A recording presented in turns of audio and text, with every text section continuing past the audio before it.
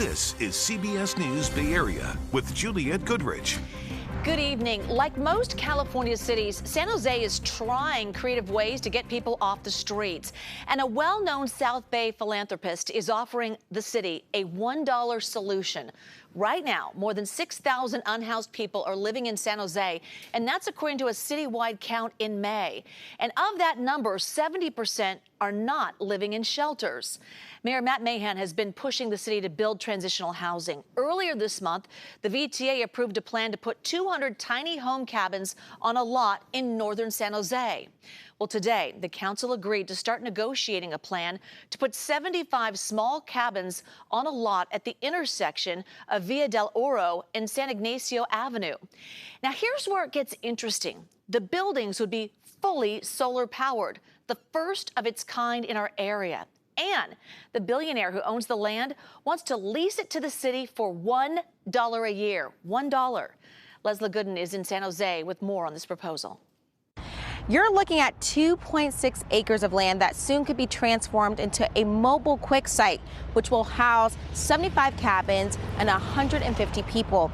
Now, I was able to speak with one of the leaders who is pushing for this site to tell us what this could mean for the community. Elizabeth Funk is the founder and CEO of Dignity Moves, which is a nonprofit that focuses on ending unsheltered homelessness and is assisting in possibly developing this interim housing project. Interim housing does not end homelessness, but it gets the person stabilized where they can take a deep breath and then have a chance to start to work on what the permanent exits are. Funk shares that the solar-powered housing site would not only provide beds, but a full complex with amenities. The cabins will be placed on the land temporarily and will be in a 5-year lease. Because it's temporary, therefore it doesn't have a long-term impact on the environment, so it doesn't go through all those extensive environmental reviews, doesn't have a long-term impact on zoning use, so therefore it doesn't have to abide by all of the zoning restrictions. It really opens up a lot of doors. And thanks to John Sobrato, a local philanthropist who owns the land, is donating it to the city for this use for just $1. Faster into basic, dignified shelter, and then require that they come inside and get access to services for the benefit of themselves, but also the broader community. Time you assemble them and put them on a site that includes dining buildings and bathroom buildings, computer lab, landscaping, all of that, the project cost works out to more like $75,000 per unit. Of course, the units themselves are good indefinitely. You can pick them up and move them with a fork. So the total cost for the project is about $11.3 million. Elizabeth says this partnership is just the beginning and shares the goal is simple: to provide unhoused neighbors with support and a safe space. Even with the $1 lease, the project is expected to cost the city nearly $18 million. That includes taking the homes down after 5 years. The city says the site could be completed by mid-2024. All right, in the meantime, I hope you're ready for a warm-up. Most of the Bay Area is going to be under some kind of heat advisory for the next couple of days. First Alert Chief Meteorologist Paul Hagan is here now to tell us how hot it's going to get. Yeah, we could be flirting with some record high temperatures by Thursday, which is going to be the peak of this heat wave. But temperatures did warm up significantly today. Now the sun is down, temperatures are backing off, and the fog is streaming in through the Golden Gate. Let's take a look at where those high temperatures topped out on this Tuesday afternoon. Low 80s in the Santa Clara Valley, which is about 5 or 6 degrees above average. Stayed just below 80 degrees in Morgan Hill. Into the middle portion of the 80s inland in the East Bay, in the Tri-Valley and the Delta. Made it up to just above 80 degrees in Redwood City. 70s for San Francisco and Oakland, while farther to the north, temperatures were mostly in the 80s in the inland valleys of the North Bay, even up to 88 degrees in Nevada, which was the warm spot on the map. The heat advisory goes into effect tomorrow at 11 a.m. Includes most of the Bay Area, and it continues through 11 p.m. on Thursday. Now, despite the fact that it's a heat advisory, I don't think it's going to be dangerously hot, but just be cautious. Exercise common sense. Make sure you're not overdoing it during the hottest part of the day. Should be into the 80s around the Bay and the 90s inland on Wednesday, and the heat doesn't peak until Thursday, but already 10 to 15 degrees above normal tomorrow. Details on how close we'll be to record territory coming up in just a few minutes. Paul, thank you. San Francisco police could get more power and tools to fight crime. Mayor London Breed announcing the Safer San Francisco ballot measure for the March 2024 election. But not everyone is on board with this proposal. Jose Martinez explains. I'm here in the center of the Mission, where Safer San Francisco sounds like a needed plan to address public safety. But there is a concern out here over the possible impact it could have on communities of color.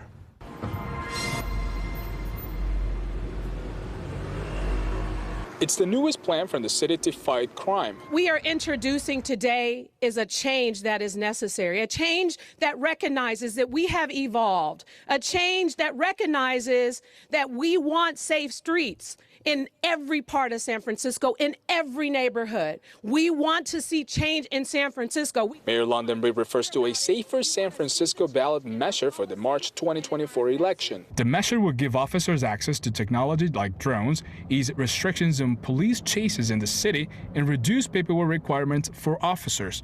She thinks it's time to have a stronger reaction to crime. Many of the tourists who come here, can you imagine going to a city, a beautiful, iconic city like San Francisco, and all of a sudden your entire trip is ruined because your passport is stolen? This has been going on for far too long. But not everyone thinks this is a good idea. Policing doesn't equal safety. The Supreme Court themselves has said that just because you're a police officer doesn't mean that you're responsible. And it, as a result of that, has meant that it doesn't necessarily bring more safety to communities. Any elected official right now should be understanding what's happening on the streets. We met with Delta Medina right in the heart of the Mission, where she works as a community leader. She says over-policing has already caused enough damage to communities of color. There is policy paper after policy paper. There are study after study that shows that so often over-policing doesn't create more safety. And who gets to be over-policed and how they get to be over-policed is also falls around racial, class, and economic lines. Her biggest concern is the use of technology. Right now, SFPD officers cannot use city-owned and operated cameras and drones to prevent, investigate, and solve crimes. But if this measure is approved, those policies will change. And she's afraid that these tactics could create more incidents like the Dolores Park Hill bomb back in July, where officers clashed with hundreds of teenagers, resulting in arrests and lawsuits. The Hill bombing that happened a couple of months ago, this is a place where young people were corralled by police, harassed, parents weren't notified, people's civil rights and young people's civil rights were violated. But even though the city promises that it will all be done while protecting civil liberties and data retention, Deldub says she's expecting a major campaign so people can understand what this means. And Deldub tells me she will stay on top of this issue, having more conversations with the community. Jose, thank you. And now to Oakland. Mayor Sheng Tao laid out her vision for Oakland in her first State of the City address. She talked about affordable housing, cleaner streets, and increasing economic opportunities. Another big topic she focused on, crime and public safety. In fact, police data shows violent crime is up 21%, and that's compared to this time last year, with huge spikes in robberies and carjackings. Homicides are slightly down, but have passed 100 for the fourth year in a row, with 6 people killed in the last 8 days. Crime and public safety was the first topic of discussion at the address. I am dedicated to a more robust and accountable police department with an engaging presence on our streets and specialized units to tackle specific crimes. One small business owner who has been hit hard by crime watched the mayor's speech. We were there as he was watching. He wonders whether the plan will be enough. It's a nice speech. She means well, but it's holding accountability, and that's what's missing here, unfortunately.